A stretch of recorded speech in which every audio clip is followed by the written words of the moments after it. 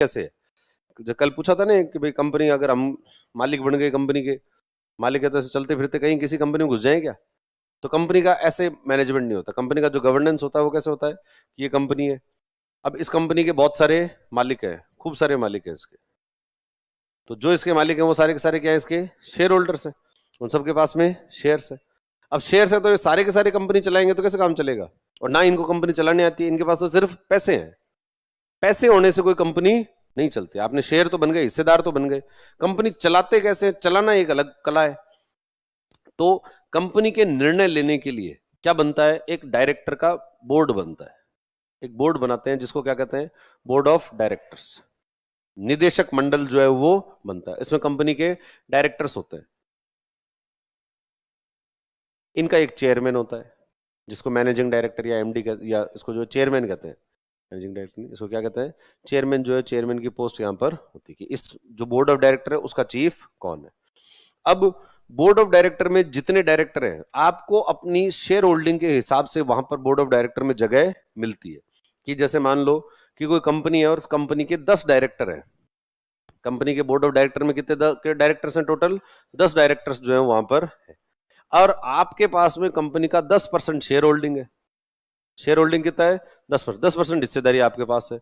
तो आप क्या कर सकते हो, उस 10 में से एक डायरेक्टर अपना नियुक्त कर सकते हो। एक आदमी को आप भेज सकते हो तो मेरी तरफ से भाई तू चला जा वहां पर, और मेरे जो हित हैं उन हितों का ध्यान तुम वहां पर रखोगे। भाई मेरे पैसे लगे हुए हैं, तो ऐसा नहीं होना चाहिए, कंपनी के अंदर अपना भी कंट्रोल होना चाहिए। और कंट्रोल कितना होगा वहां पर आपका? 10% का कंट्रोल, यानी एक डायरेक्टर जो है वो आपका रहेगा।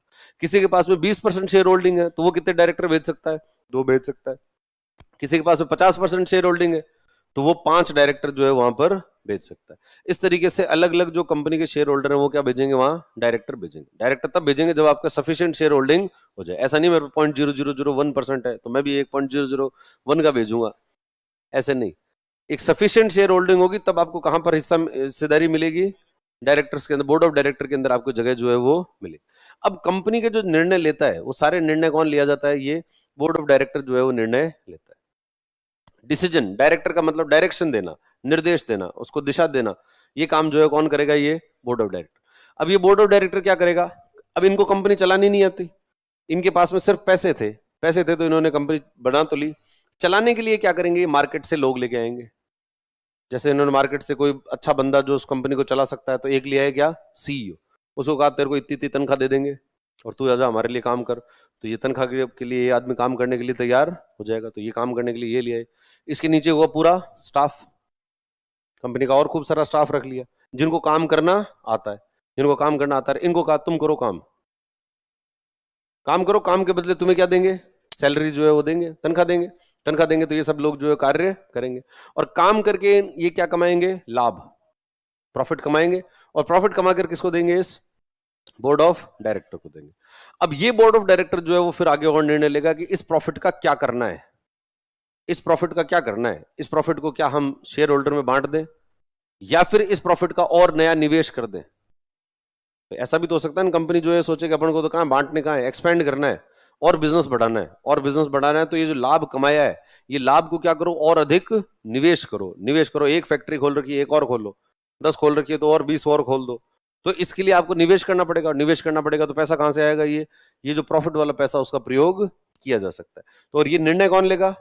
Board of director. और मान लो बोर्ड ऑफ डायरेक्टर ने ये कहा कि 100 करोड़ रुपए आए, अब इन्होंने कहा 50 करोड़ का तो कर दो निवेश और बाकी 50 करोड़ किसमें बांट दो?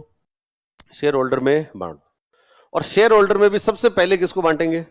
Preference share. इन सारे शेयर होल्डर में कुछ होंगे जो कि कैसे होंगे?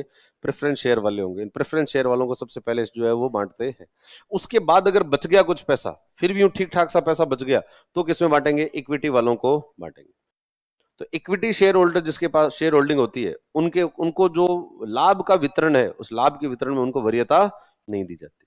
तो फिर इनको फायदा क्या होता है? इक्विटी वालों को इनको फायदा ये होता है कि ये लोग जो निर्णय लेने के अंदर हस्तक्षेप कर सकते हैं।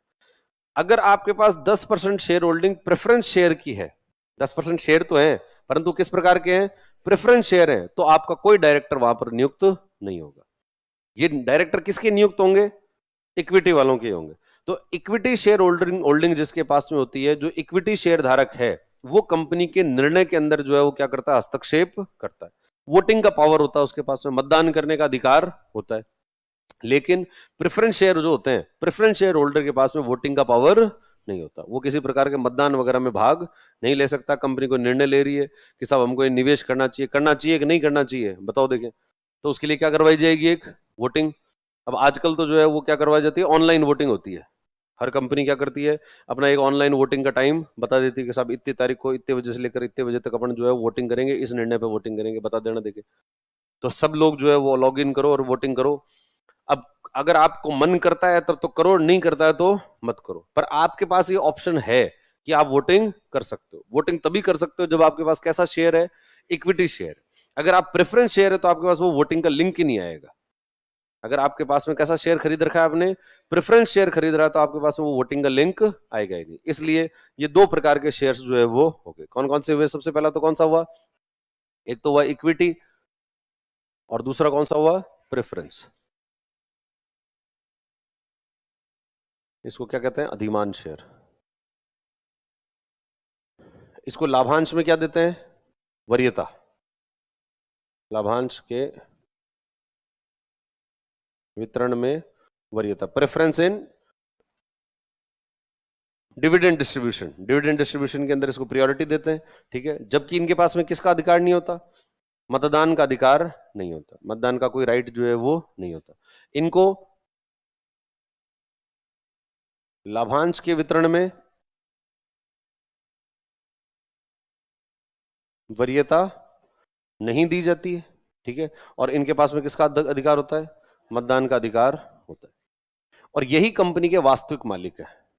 कंपनी का वास्तविक मालिक वही है जो कंपनी के निर्णय ले सके। तो कंपनी के वास्तविक मालिक कौन होते हैं, ये होते हैं, ये होते हैं रियल ओनर्स हैं।